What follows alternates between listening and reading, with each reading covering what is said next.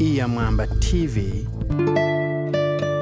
Yes, inshuti bakunzi kandi bakundwa ba Mwamba TV, twongeye twagarutse mu kiganiro cyacu uko bisanzwe. Turakomeza tubashimira uburyo mudukurikira kandi mukaduha ibitekerezo byubaka, ari nabyo bituma dukomeza no gutekereza icyabagirira umumaro, kuko ni mwe mpamvu yo kuba hano kwacu. Mbere yuko rero dutangira kino kiganiro, reka dusubire hehe ku ishuri. Irya shuri nababwira isirimutse riri ku irebero, ryigisha indimi, igifaransa, icyongereza kandi ku rwego rwiza. Bagira abanyeshuri b'ibyiciro byinshi bitandukanye, abatangira, biga icyongereza kijyanye n'umwuga bakora, abashaka amasertifika mpuzamahanga abajyana gukora hanze no gukorana n'abantu bo hanze bavuga urwo rurimi gusa. Rero ni murigane ni ishuri, kandi nababwiye ko ibiciro byaho ugereranije n'ireme ry'ibyo babaha n'inseko ni munyarukire, ni ku irebero hafi yo kuri Canal Olympia.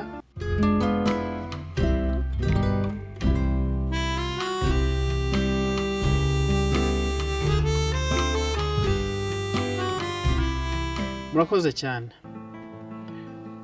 Reka ntangirire kuri iyi nkuru. Ngira gutya ndamanuka njya mu mujyi wa Kigali ahantu hitwa Downtown, naparika imodoka ndagenda nkora utwo nagomba gukora. Ngarutse mfungura urugi barukoze ku modoka y'umusaza, ariko ikoraho kumwe wumva bivuze, ariko yigeze ikoboka nta kibazo rwose. Ndabwiza ukuri nta kimodoka yabaye, kumukingura urugi ugakozaho. Ngira gutya nifatanya ngaragaza ko rwose bimbabaje nabwana I'm sorry. Ikirahure cyari gifunze cy'imodoka ye. Ndagenda ninjira mu modoka, mu gihe nishyura parikingi ndangije, umugabo arakingura haraza agira gutya ngo nimanure ikirahure. Arangira ati, young man, before you say sorry, you should be careful. Ndongera ngira gutya, yes, sure.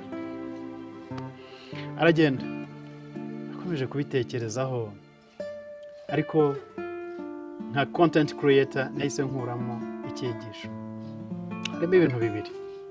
Hari ikintu kimwe kivuga ngo mbere y'uko ukora igikorwa gishobora kugira ingaruka runaka wakirangije cyangwa se urimo kugikora, be mindful, utekereze, ube careful, wigengesere, kuko utazi icyo bizabyara hanyuma cyangwa se ingaruka byazana. Cyaba igikorwa gikoreweho cyangwa se icyo wateguye, ugakora plan ukagikora mirimo isanzwe.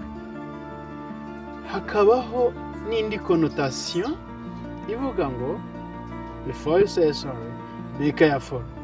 No mu gihe usaba imbabazi nabwo itonde. You get it? Hari ugusaba imbabazi, hari ukuba careful ukora igikorwa, no kuba careful usaba imbabazi. Noneho before you say sorry, be careful. Abitekerejeho rero nsanga nkwiriye kubizana hano tukabiganiraho kuko birakwiriye. Hari ibikorwa bikoreweho, hakaba n'ibisaba urugendo. Igikorwa gikoreweho, urugero kumanura ikirahure kiri mu kabati, gufungura urugi rw'imodoka nk'uko nababwiraga, gukurura intebe uyivana ahantu ukoropa, ibyo ni ibikorwa bikoreweho. Hakaba noneho igikorwa gisaba plan, kugikora gifata umwanya. Tuvuge guteka, gutegura ibyo uteka, gucana, gushyiraho inkono, gukora dosiye, gukora imbata y'igikorwa, ugakomeza ukagenda iyo dosiye cyangwa se dosiye nk'uko nari mbivuze, gukora dosiye, introduction, content, aho uzayohereza, ibintu nk'ibyo. Ibyo byose rero tugiye kuri connotation ya mbere, icyo uriya mugabo yavugaga, uvuga ngo igikorwa cyose be mindful, umenye ko kiba gifite ingaruka cyangwa n'inyungu. Aravuga ngo ingaruka nziza, ariko ingaruka nziza zijya zibaho, ingaruka zose zihora ziri negative, ingaruka zihora ari mbi, ahubwo inyungu ukura mu kintu niyo opposite y'ingaruka. Ku bantu bazi ikinyarwanda numva tubyumvikanaho. Rero igikorwa cyose ukora ukwiriye kuba careful kugira ngo bikurinde kuvuga ngo sorry. Turabizi ukosa ni ukora ni ukosa, hakosa ukora mu yandi magambo. Ni ukuvuga ngo ntabwo amakosa azawe, ariko kuyaminimiza, kuyagira makeya, nicyo tuvuga hano. Rero before you say sorry, be careful. Kuba careful rero cyangwa se kwigengesera mu byo ukora, mu gikorwa ukora, bigusaba iki? Turareba utuntu warebaho, niba ari dosiye urimo gukora, kwa mindful, ukayishyiraho umutima wose, ariko hari ibintu utekerezaho mu gihe ukora iyo dosiye. Niba ari uguterura ijerekani uyikura hariya uyijyana hariya, uratekereza iki? Urigengesera ute? Utekereza noneho ingaruka byaza gutera. Reka turebe rero muri make, ntabwo ari byinshi, bimwe mu byo watekereza mu gihe urimo gukora igikorwa, cyaba ari igikoreweho cya kindi kiri short nk'uko nabivuze, cyangwa se ari igikorezwe umwanya. Cya mbere ni iki? Tekereza abantu, tekereza abandi. Ni ukuvuga ngo abafite stake, ase navuga stakeholders, navuga abantu bafite amashami afatiye kuri icyo gikorwa. Reka mfatire kuri dosiye. Uyanditse ute? Uyisubiyemo?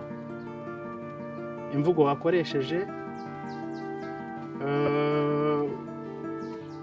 Uburyo content irimo? Ugatekereza ukavuga uti, kwanza nituvuze dosiye, umuntu wa mbere uzayibona ni umuyobozi wawe. Ahandi izagera niba raporo hari abazayisoma.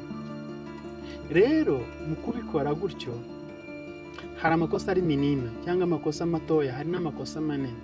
Uko ugenda rero utekereza abazasoma iyo dosiye, uko ugenda utekereza abazayikoraho, uko ugenda ni kugenda ugabanya amakosa. Before you say sorry, be careful. Tujye kuri rwa rugero twari twavuze rwo guteka. Urateka, tekereza abantu bazarya ibyo biryo. Tekereza ko bishobora no kuba n'amahirwe ba appreciatinze ibyo biryo, bayishimye, hakabaho n'ikindi kintu cyakorwa kuko babereye. Umuntu utari mindful ateka, tujya tubibona baduha nk'akantu berekana uburyo tekinoloji cyangwa imbuga nkoranyambaga zishobora kugukoresha amakosa. Umuntu akagira gutya, arimo arareba akavideo ku ruhande, arimo aramena amagi akayamena hasi, noneho ibishishwa akaba ari ibyo amena mu ipanu. Yarangaye no. Rero ntabwo ari mindful y'ibyo akora. Aha rero turi ku kantu ko gutekereza abandi bantu.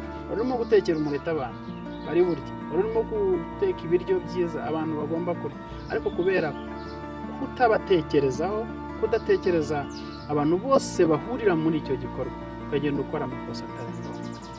Icyo kintu rero nicyo kuba careful, kwigengesera, bizakurinda kuvuga sorry ahantu bitari na ngombwa kubera amakosa wakoze.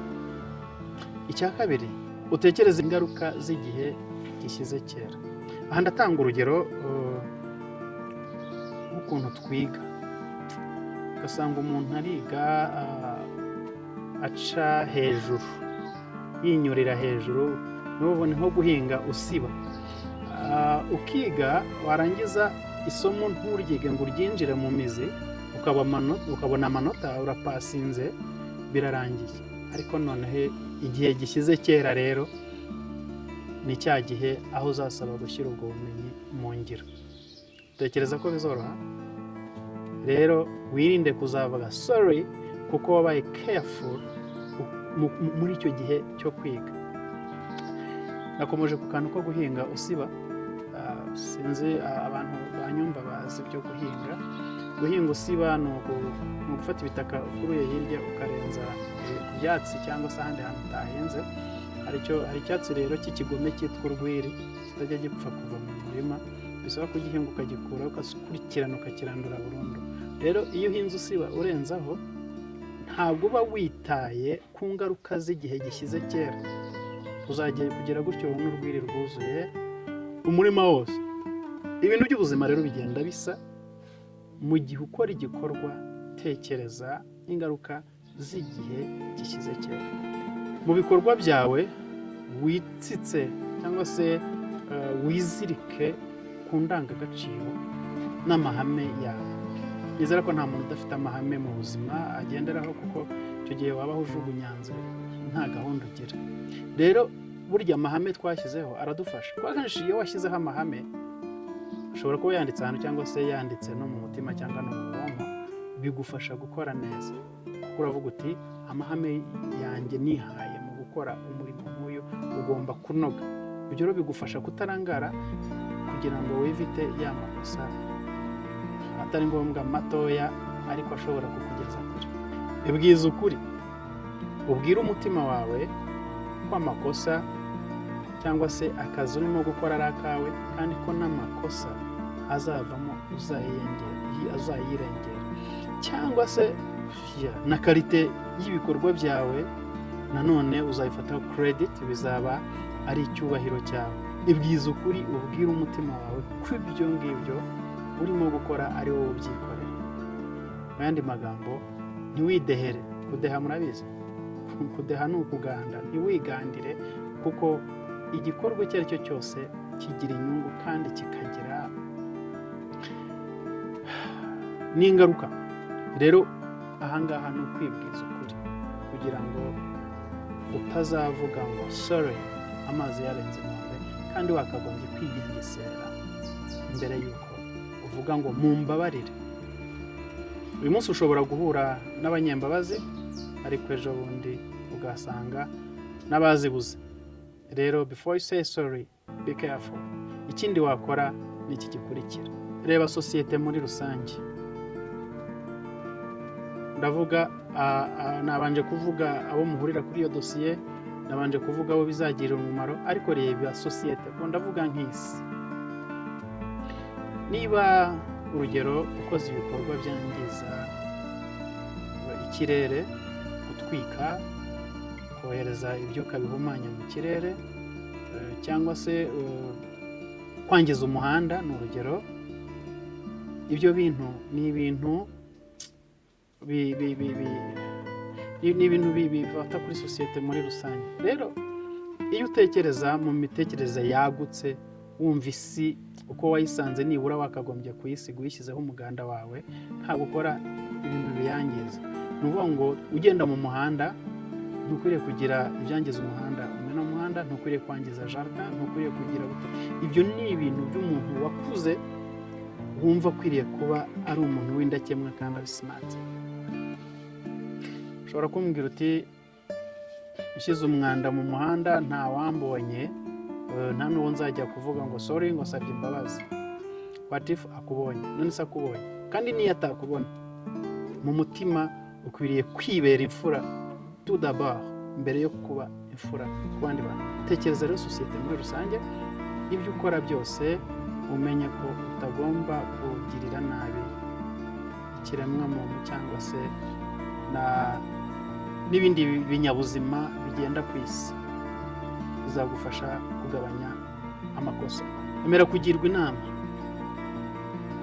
inama. Turabizi ko nul n'est parfait, nta wuzuye, nta muntu wageze aho agomba kugera. Niyo mpamvu buri wese aba agomba kugirwa inama kandi akazemera. Na wa muntu ufataho icyitegererezo ari role model wawe, nawe akeneye abamugira inama, kuko ntabwo aragira aho agera hakomeye. Ashobora kuba yarageze ahantu heza, ariko ubuzima ni urugendo. So reba inama rero, ugirwe inama kandi uzifate. Ibyo nabyo bizagabanya amakosa mu gihe kizaza, bizakurinda kuvuga ngo sorry aho bishoboka. Ikintu cya nyuma twavuga kuri connotation yo kwirinda kuzavuga sorry, uba careful mu byo ukora. Reka tukirangirize kuri iki: wigire ku makosa wakoze kugira ngo uvanemo isomo. Mu gihe urimo gukora, be mindful, ku makosa wakoze, utekereza amakosa wakoze kuri dosiye runaka, bigutere noneho gukora indi neza. Ibyo bizagufasha kwigengesera uburyo. Niba hari ikosa wakoze ejo, ndabizi hari umuntu ufite akazi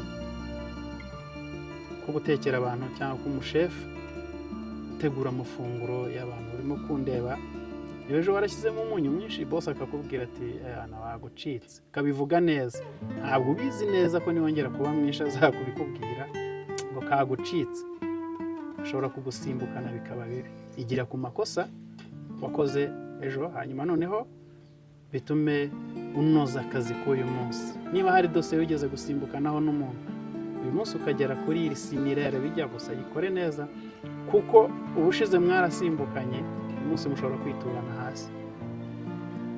Rero kwigira ku makosa kugira ngo ukore ibintu ingaruka byagize n'uburemere bw'ikosa wakoze. Nkuko nabibabwiye, umuntu usaba imbabazi aba abibona koko ko wamenye ibyo wangije n'ingaruka byagize, ariko niyo atabibona, wowe ubwawe bifate dans son amplitude kugira ngo igihe n'ikijye utazongera gukora iryo kosa. Naho nuvuga ngo nubifata mu buryo bworoshye, ntabwo zizaba ari imbabazi zuzuye. You should be careful before you say sorry. Icya gatatu, kwemera ko wakoze ikosa nta upfu n'ubisiga. Aho murumva icyo mvuga, kujya gucyo gapfuna ugasiga ngo n'uyu ni ikosa ryawe, ni wowe biriho, ingaruka zawe ni wowe zigomba kubaho. Wivuga ngo ndasaba imbabazi ngo ari kurebye ngo ni naka, ngo ndasaba imbabazi ngo ari kurebye ngo urabona ngo nawe, nk'iyo nza kuvuga ngo ndasaba imbabazi ngo ariko nawe urabona wari waparitse nabi, wari wanyegereye. Emera ikosa, hanyuma noneho kureba aho byari byaturutse bizabe nyuma, ariko nibura wemeye ikosa kandi wibuke ko warangaye. Kurangara wari nk'ubwo nkanjye, niba yari yanyegereye, yari yaparitse anyegereye, aho gufata urugingo ruhitinge imodoka ye, nari kumubwira sa n'uwigira imbere nkingure cyangwa sa n'uwigira inyuma, ariko nyine I wasn't careful. Rero ariko nubwo kujya kumubwira ngo urabona ngo byatewe, banza umenye ikosa wakoze, noneho ibyo bize nyuma. Niyo kwinjira muri la non violence, wisaba imbabazi bya nyirarureshwa, baba ngo base sorry, ngo base mbabarira, ntago ari byo. Aho gusaba imbabazi bya nyirarureshwa wanabyihorera, kuko n'ejo noneho wakora ibirenze. Aho kuvuga ngo base sorry, ngo base mbabarira, ibyo bintu ntago ari byo. Banza umenye kwa kundi twahereye hejuru tuvuga ngo umenye damage wakoze, umenye ibyo wangije, umenye uburyo byababaje umuntu, uvuge ngo sorry. Biri imbabazi zikurikiwe n'imirimo yubaka icyizere ni ingenzi. Ubwo ni nyuma yo gusaba imbabazi, wenda sina mbere yo kuzisaba ngo kuvuga sorry, ariko bigufasha kuba uzasaba imbabazi n'igihe gitaha bavuga bati uyu muntu yihanira kureka, kuko icyo usaba imbabazi ntabwo ari cyo wakoze ejo bundi. Imbabazi rero zikurikiwe no kwisubiraho, nicyo bishatse kuvuga. Imirimo yubaka icyizere mu wo wasabye imbabazi ni sawa. Duhora dukosa, ariko kudasubira mu ikosa nicyo cy'ingenzi. Baravuga ngo errare humanum est, sed perseverare est diabolicum. Kwibeshya ni ibya muntu, ariko kuguma mu ikosa rimwe ngo ni iby'abadayimoni. Rero imbabazi zikurikirwa n'ibikorwa byubaka icyizere nizo mbabazi z'ukuri. Ushobora gusaba imbabazi umuntu akiri on fire, izo mbabazi sinzi niba abasha kuzumva, ariko harimo harazamo timing. Uzabona igihe cyiza cyo gusaba imbabazi, ushobora kubanza ukamureka gakeya, hanyuma noneho ukaza kumusaba imbabazi abasha kukumva. Ariko mu gihe akiri hejuru, ariko umuriro n'uburakari, c'est inutile. Be careful, witonde. Wenda niba ari ukumugusha neza, umugushe neza gahoro gahoro, namara gukaminga down amubwira uti mbabarira ikosa nakoze ndaribona n'ibyo nangije ndabizi nibi hanyuma azakuringa down hanyuma noneho bigende neza. Cyangwa se niba akiri hejuru ushobora kwitabaza umuntu yubaha akamwegera akamubwira ati mwumve wamwumva, kuko gusaba imbabazi akiri hejuru ntabwo byagugira icyo bigusayidira. Rero before you say sorry, be careful. Hari icyo ubashije kumva, reka mu gihe dukora igikorwa cyose cyaba igikoreweho cyangwa se igifata igihe, ujya kumanura ikirahure hejuru umenye ngo utitonze kikagwa cyameneka cyakomeretsa abantu, ube careful before you can say sorry nyuma ya damage ibyo ukoze byateje cyangwa se igihombo cyangwa se ingaruka.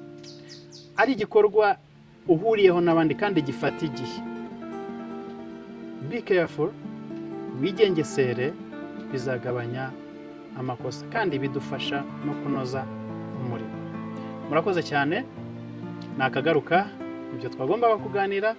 Ntiwibagirwe gukanda subscribe niba utarabikora, utubere umunyamuryango, ntacyo bitwaye, ni ugukanda gusa. Hanyuma noneho ukore comment, kandi nureba video uyirangize. Reka tubonane ikindi gihe. Hasta la vista, ciao.